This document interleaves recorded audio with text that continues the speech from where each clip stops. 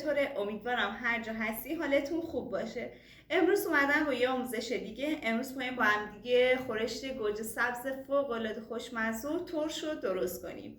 اگه تا الان کانال منو سابسکرایب نکردی کانال منو سابسکرایب کن، زنگولش هم بزن که هر وقت ویدیو میذارم با خبر بشی. بریم که با هم دیگه این خورش گوجه سبز رو درست کنیم. تا آخر این ویدیو همراه من باشی. مواد لازم اینجا من از سینه مرغ استفاده میکنم، نمک، زردچوبه، فلفل سیاه، چوب دارچین، نعنای خشک، گوجه سبز و یه دونه پیاز و جعفری خورد شده. شما میتونید از جعفری خشکم استفاده کنی. بریم که با هم دیگه خورش گوجه سبز رو درست کنیم.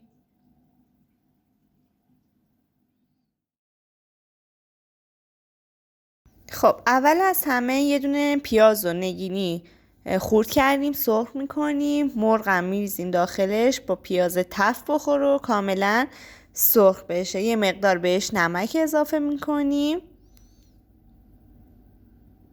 عجب چیزی میخواد بشه دیگه. زردچوبه، فلفل سیاه اضافه میکنیم، کاملا اینا رو با هم دیگه تفت میدیم تا سرخ بشن.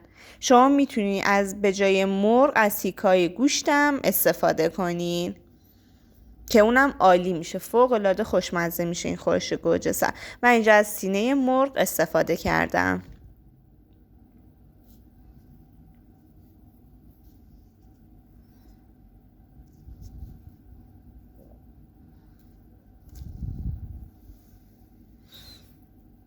حالا این کاملا سرخ شدن، جعفری که از قبل خورد کردم کاملا سرخش کردم، اضافه میکنیم به موادمون. کاملا این جعفری هم تفت میدیم با مرغ سرخ بشن دوباره یکم دیگه. حالا توی این مرحله یه مقدار نعنای خشکم بهش اضافه میکنیم.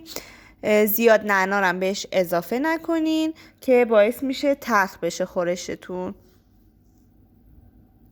همه اینا رو هم با هم دیگه تفت میدیم کاملا تا سرخ بشن. عجب رنگی داره، یعنی فوق العاده است. حالا کاملا سرخ شدن، آب جوش رو بهش اضافه میکنیم.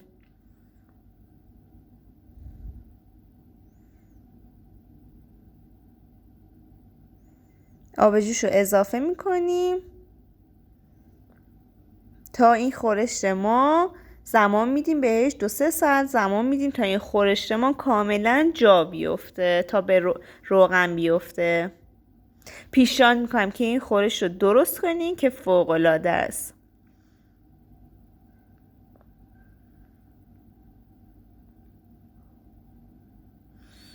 اجازه میدم دیگه الان تا 2-3 ساعت دیگه این خورشتم جا بیفته.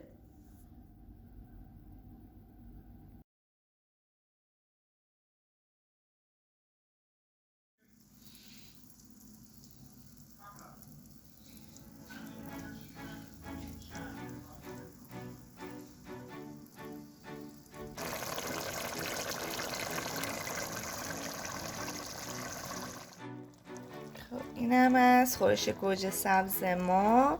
حالا نیم ساعت آخر گوجه سبزا رو من بهش اضافه میکنم.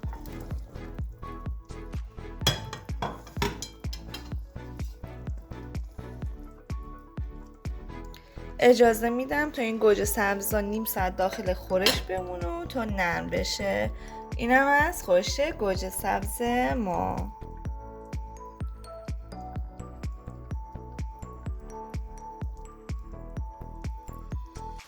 دوستای گلم، اینم از خورش گوجه سبز ما. امیدوارم که خوشت اومده باشه. تا یه ویدیوی دیگه، خدا نگهدار.